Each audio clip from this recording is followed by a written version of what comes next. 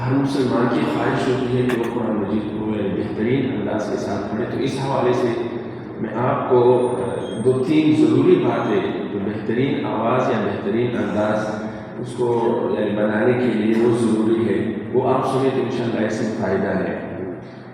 قرآن کریم کی تلاوت کے لیے سب سے ضروری چیز جو ہے وہ ہے اسلوب، انداز، لہجہ. ہماری کوشش یہ ہونی چاہیے کہ ہم عربوں کے جو انداز ہے اور جو اسلوب ہے تلاوت کے دوران اس کا خیال رکھیں. مثال کے طور پر میں آپ کے سامنے ایک شعر پڑھنا چاہتا ہوں.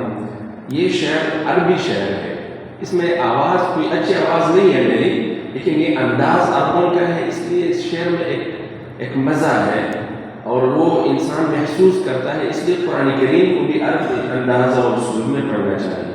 جیسے شعر ہے، شاعر فرماتے ہیں کہ طلع البدر علينا من ثنيات الوداع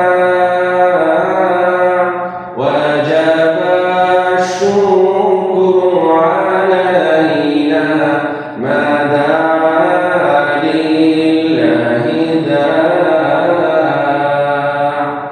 تو تلاوت کے دوران بھی ہمیں چاہیے کہ عربی اسلوب وہ اختیار کریں. دوسری چیز جو سب سے بڑی کمزوری ہے خاص طور پہ اجمیوں کی، وہ ہے ایک خاص لہجہ. اور وہ یہ ہے کہ ہم قرآن کریم کی تلاوت جب شروع کریں تو سٹارٹ سے ہم سلو انداز سے سٹارٹ کریں، پھر آہستہ آہستہ ہم تیز ہو جائیں اپنی آواز کو جہاں تک ممکن ہو سکے. اس کے لیے بھی مثال کے طور پہ ایک شعر میں آپ کے سامنے پڑھنا چاہتا ہوں. جب ہم تلاوت کو شروع کرتے ہیں تو ابتدا سے بہت دھیمی انداز میں، جیسے امرأة تحمل بنتين، اسی طرح سلو انداز، امرأة تحمل بنتين، پھر آہستہ آہستہ تیز ہو جائیں گے جیسے بيديها كالعصفورين، پھر آہستہ آہستہ اور بھی تیز ہو جائیں گے الجوع بدا في طلعتها، پھر آخر میں اپنی آواز کی جو آخری حد ہے وہاں تک جائیں گے والهم بدا في العينين والهم بدا في العينين. تو انسان اس طریقے سے اگر ہم پڑھیں تو یہ بہترین انداز ہے. یہ شعر میں دوبارہ آپ کے سامنے ہونا چاہتا ہوں تاکہ آپ کو بات واضح ہو جائے.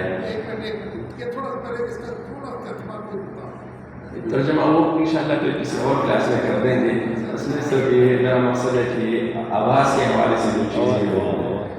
امرأة تحمل بنتين بيديها كالعصفورين الجوع بدا في طلعتها والهم بدا في العينين والهم بدا في العينين.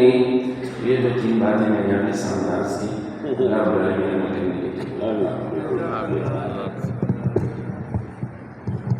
ویسے دل تو نہیں چاہتے کہ قاری صاحب چھوڑے.